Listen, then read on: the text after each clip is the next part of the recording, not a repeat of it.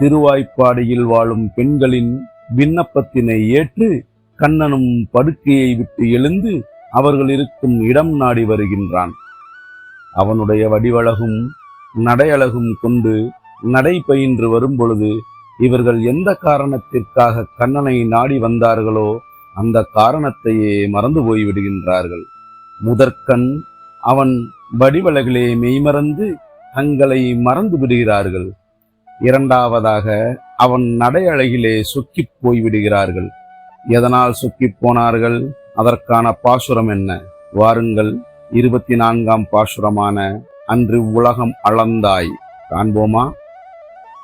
அன்று உலகம் அளந்தாய் அடி போற்றி, சென்றங்கு தென்னிலங்கை செற்றாய் திரள் போற்றி, கொன்ற சகடம் உதைத்தாய் புகழ் போற்றி, கன்று குனிலா எரிந்தாய் கழல் போற்றி, குன்று குடையாய் எடுத்தாய் குணம் போற்றி, வென்று பகை கெடுக்கும் நின் கையில் வேல் போற்றி, என்றென்றும் உன் சேவகமே ஏத்திப் பறைகொள்வான், இன்றியாம் வந்தோம் இரங்கேலோர் எம்பாவாய் என்று சொல்கிறார்கள் திருவாய்ப்பாடி பெண்கள். இவர்கள் முதற்கண் வடிவழகிலே மெய்மறந்து தங்களை மறந்து விடுகிறார்கள். இரண்டாவதாக அவன் நடையழகிலே சுக்கி போய் விடுகின்றார்கள். ஆயர்குல பெண்கள் முதலில் கண்ணனுடைய கழலடிகளை போற்றுகின்றார்கள்.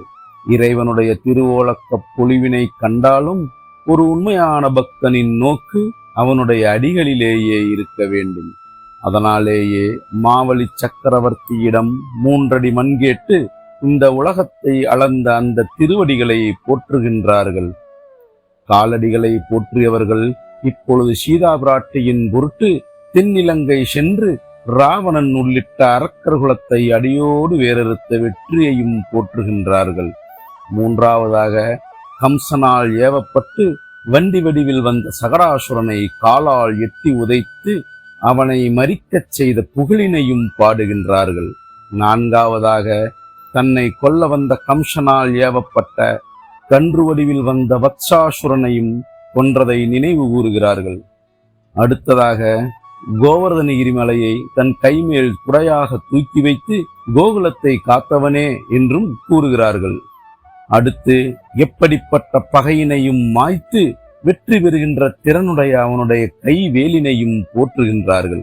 அன்றி உலகம் அளந்தாய் அடி போற்றி, சென்றங்கு தென்னிலங்கை செற்றாய் திரள் போற்றி, கொன்ற சகடம் உதைத்தாய் புகழ் போற்றி, கன்று குனிலா எரிந்தாய் கழல் போற்றி, குன்று குடையாய் எடுத்தாய் குணம் போற்றி, வென்று பகை எடுக்கும் நின் கையில் வேல் போற்றி என்று சொல்கிறார்கள்.